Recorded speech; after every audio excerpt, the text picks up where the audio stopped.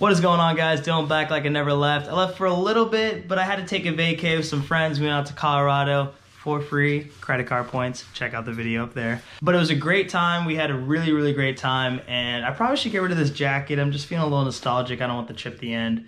Hold on, let me do that real quick.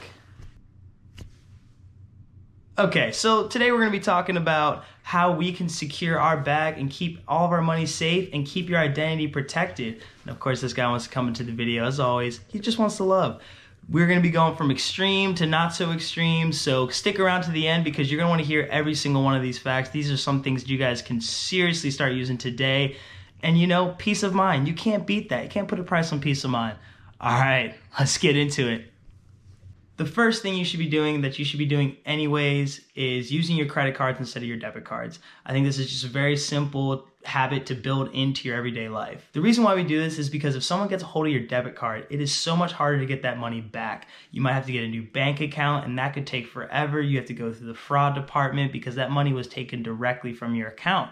As opposed to a credit card, you see a fraudulent charge, you contact the bank immediately and you say, hey, I didn't make this purchase. What is this? And they're like, hey, if it wasn't you, boom, nixed it off your account. You don't have to pay for that money. Now, I'm sure if you have 100 different fraudulent charges on your credit card a year, they're probably gonna be like, hey, what's going on here?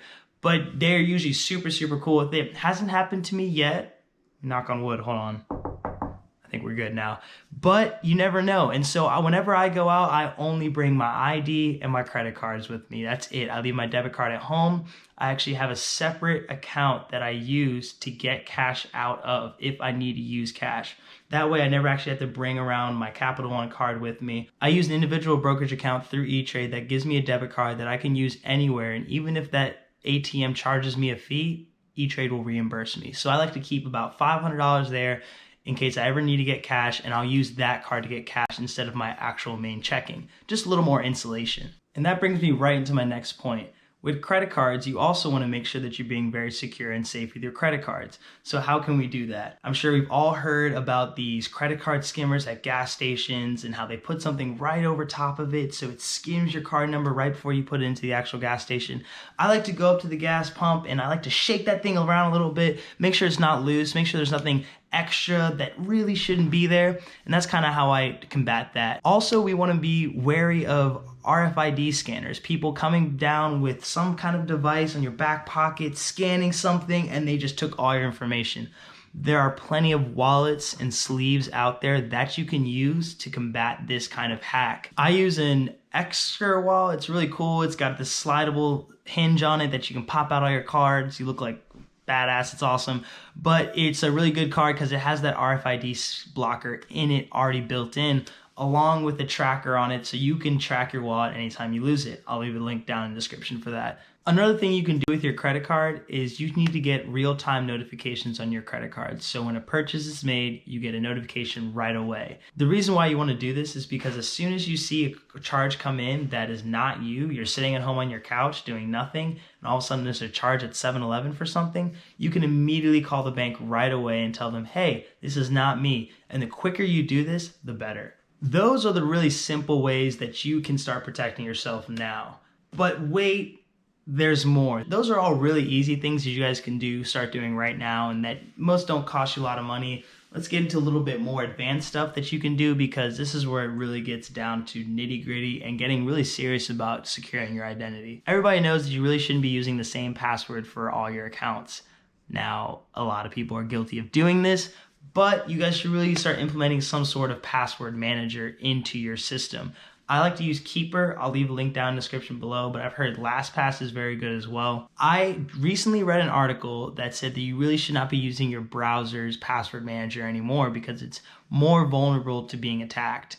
This includes your Safari, Firefox, Google Chrome, and I'm guilty of using my Google Chrome password manager because it's just so easy and convenient. But you really need to start transferring your stuff over to some sort of really secure password manager like Keeper. My dad's been in IT security for most of his career, and he actually recommends writing everything down on a piece of paper and throwing it into the bottom of your sock drawer. Now, this makes things a little more inconvenient. Say your app restarts and you can't use your fingerprint scanner and you need that password and you don't remember it. It's all the way back at home in your underwear drawer. But this is probably the most secure way to do it, because if someone's going to break into your house, they're probably not looking in your underwear drawer, because they're not going to pass up on that nice TV you got in the living room or that Xbox you got right under it. They're looking for that stuff. Also, a piece of paper can't be hacked. So these password managers are very, very secure, but there's always that risk that they could be hacked. Even big companies nowadays are getting hacked. So nothing on a computer is ever really safe, but there are safer options than using the Notes app on your iPhone to write down your passwords. Please don't do that. That's a great segue into talking about how to use your phone securely. Whenever I leave my house, I always turn off my Wi-Fi and my Bluetooth, unless I'm using them actively in that moment. This is because people can hack onto your Wi-Fi connection or your Bluetooth connection and use that to gain access to your device. Now, these companies are getting very, very good with their security, but you never want to leave that to chance. Now, these tips are a little bit more extreme, but they're free. Most of them. I'll get to the last one that's not free at the end. Another tip my dad gave me was to use separate emails for your different aspects of your life. So your personal email, your family email, your business correspondence email, of course you have a work email, but the really, really important one is to have a separate email for your bank accounts and your doctors. You do this because if any one of your emails gets hacked, it's not all inclusive and you lose all access to your bank accounts, blah, blah, blah, all your recovery emails. If your personal email gets hacked, you know that your bank accounts are safe because they're on a completely separate email address than anyone else.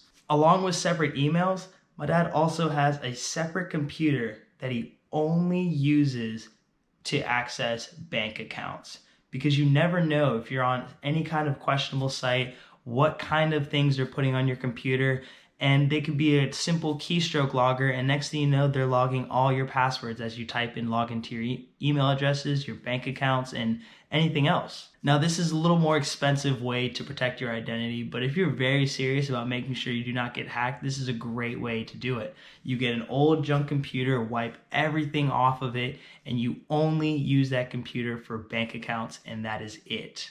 And lastly, I feel like this goes without saying, but you'd be surprised, never ever access your bank accounts on some public Wi-Fi. Even if it's through your phone, just use your phone's data, because that is way more secure than accessing your bank accounts on someone else's Wi-Fi or a public Wi-Fi. It's just way too easy for hackers to hack into that Wi-Fi and see all the traffic going in and out. At the end of the day, guys, with all this said, it really comes down to something that Michael Scott said. It was so deep.